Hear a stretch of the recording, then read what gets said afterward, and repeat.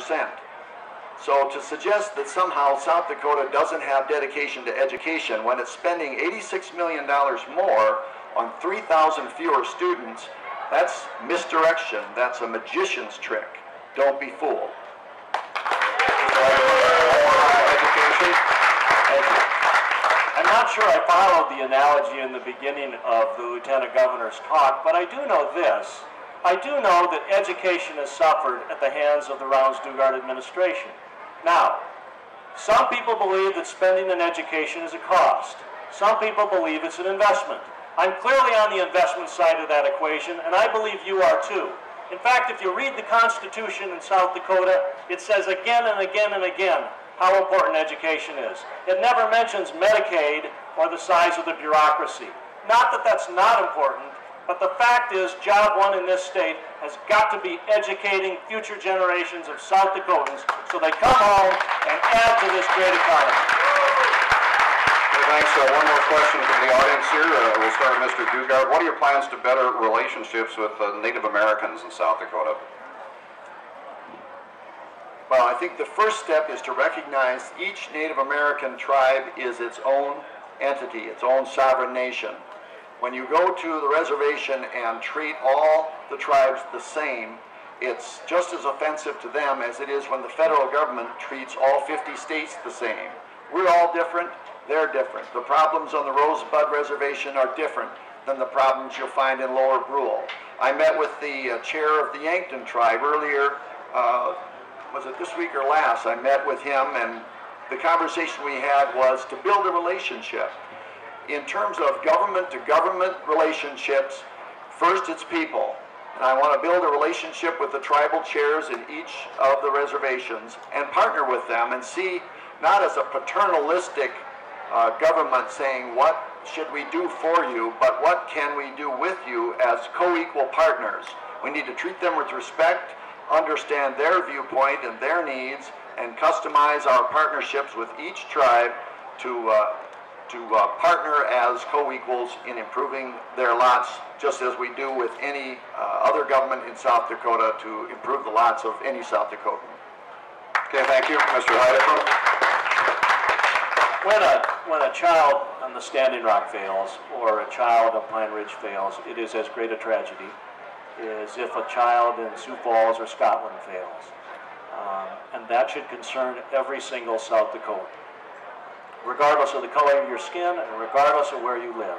We need to reach out to everybody in South Dakota, and we also need to understand that economic development is not a reality until it lifts all boats. And that includes whether you live on the Pine Ridge or the Rosebud, or whether you live in Rapid City or Sioux Falls. We can do a better job than we've done. If you look at the legislative record of the candidates, Dennis is in the Senate for 6 years and Lieutenant Governor for 8 years, and I can't think of a single initiative that either this administration or his time in the Senate were responsible for. I can tell you, though, that it's an area in which I've been extremely active, going back to the 90 session, 91 session, and 92 session as the chair of the Senate Judiciary Committee. We had to deal with a lot of those issues in terms of recognizing sovereignty, in terms of partnering with those tribes. Those were times of the Mickelson administration, and he showed real leadership when it came time to building bridges between people and among people all in South Dakota. We need to return to those days and do a much better job than we've done in the past. Okay, thank you very much.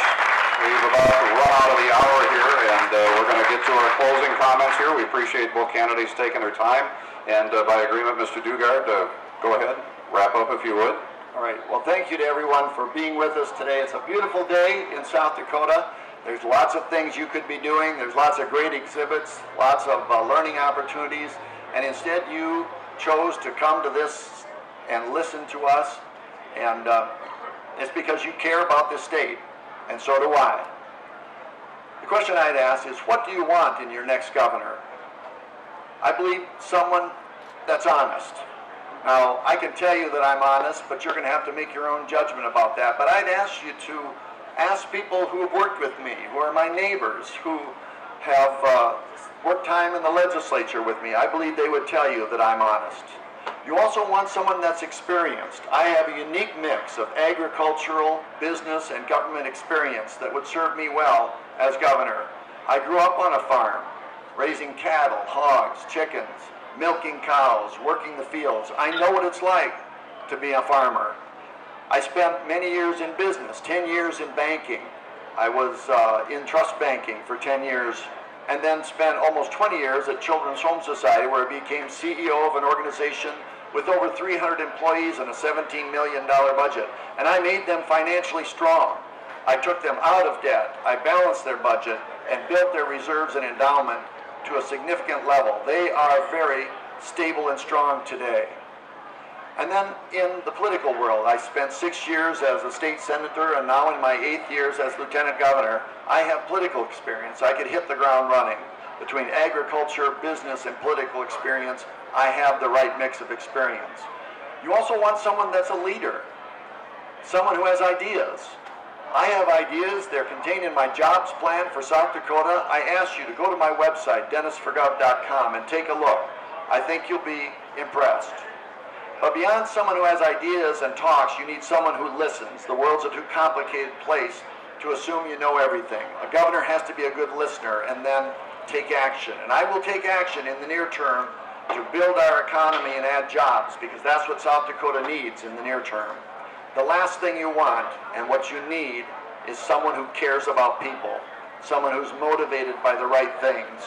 I don't care about money. I don't care about power. If I did, I would have never worked for 20 years for a children's charity. You don't get rich and powerful that way. I left a banking career to take less money at Children's Home Society because I knew I could make a difference, and I did. Ask the people there. I can make that same difference for South Dakota, and I will with your vote. I'll never stop listening, I'll never stop learning, and I'll never stop working for you. Thank you very much.